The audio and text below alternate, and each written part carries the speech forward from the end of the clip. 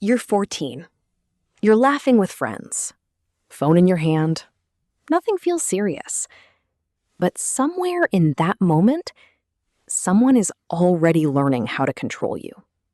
Not with force, not with threats, with something much quieter. Attention. There's a strange pattern showing up in younger generations. They are more connected than ever, more expressive, more aware of mental health, identity, relationships. And yet, they're also easier to influence than any generation before them. Not because they're weak, because the system around them is stronger. And it starts earlier than anyone realizes. A child today doesn't grow into social pressure. They are born into it. By age 10, many already understand status. Not the old kind. Money, job, titles. The new kind. Views, likes, shares, followers. Invisible numbers, but very real consequences. A post gets ignored, it stings more than being insulted. A message gets left unseen, it feels like rejection. And slowly, the brain starts connecting validation with survival. This isn't dramatic, it's neurological. Each notification releases a small hit of dopamine. Reward, recognition, belonging. But here's the problem. The brain doesn't know the difference between real achievement and digital approval. So it starts chasing both the same way. Now introduce comparison. Not with neighbors, not with classmates, with millions of people. Filtered lives, edited bodies, scripted confidence. A 15-year-old scrolls through perfection for hours and then looks at their own life. Messy, uncertain, normal. And suddenly, normal feels like failure. This is where the first psychological shift happens. Not outward, inward. They don't say it out loud, but they start thinking, I'm not enough. But it doesn't stop there. Because once someone feels not enough, they become easier to shape. This is where dark psychology quietly enters. Not as manipulation in the obvious sense, but as influence. Subtle, consistent, invisible. Take trends. At first, they look harmless. Dance videos, fashion styles, slang. But trends aren't just expressions. They're behavioral blueprints. They tell young people, this is how you act. This is how you look. This is how you belong. And the cost of ignoring them? Exclusion. Not always direct, but noticeable. Fewer interactions. Less visibility. Social fading. So most don't resist.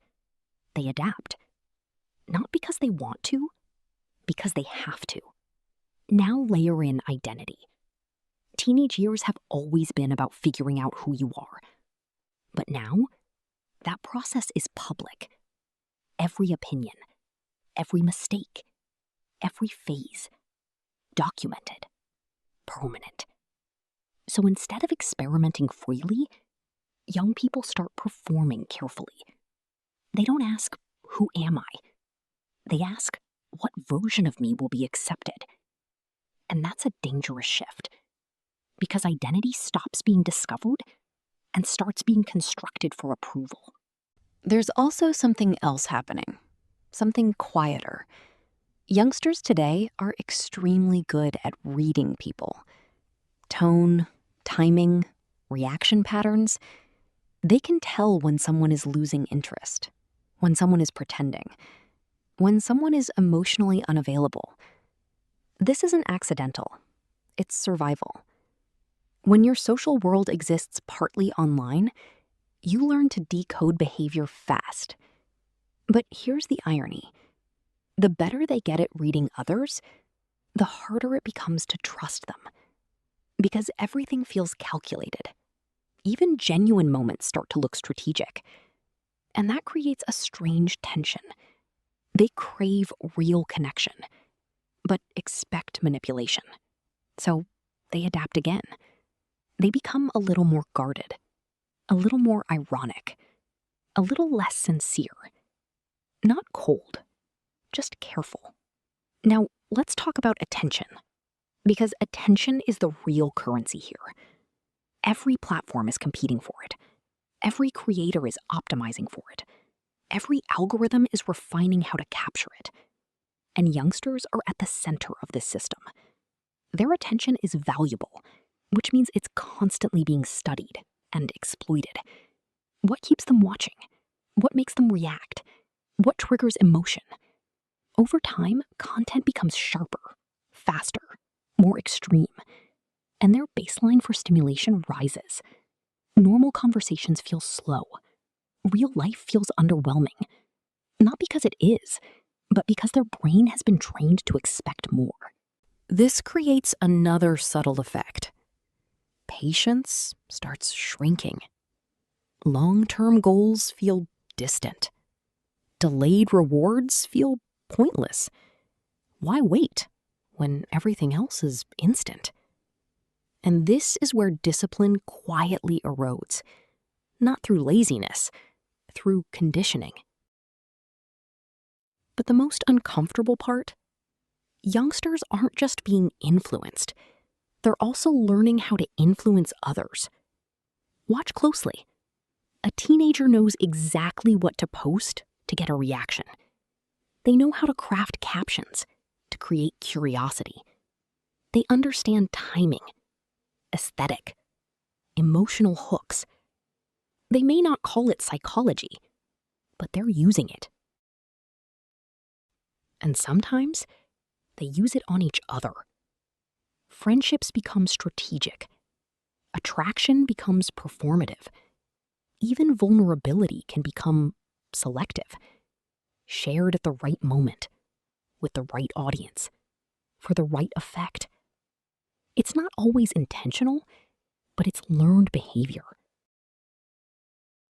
So now you have a generation that is highly aware, deeply connected, emotionally expressive, but also easily influenced, constantly comparing, quietly performing.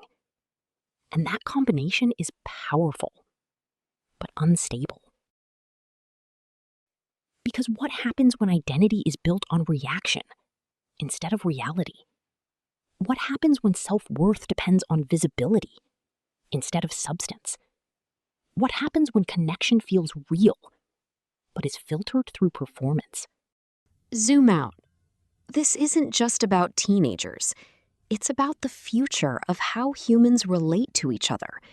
If young people grow up optimizing themselves for attention, what happens to authenticity? If influence becomes second nature, what happens to trust? And if everyone is both the audience and the performer, who's actually being real? There's no clear answer yet, because this system is still evolving, and the people inside it are still learning how to navigate it. But one thing is certain. The psychology of youngsters today isn't just changing behavior. It's redefining what it means to be seen, to be valued, to be human. And the question no one is asking loudly enough is, if a generation learns to perform before it learns to understand itself, will it ever know who it really is?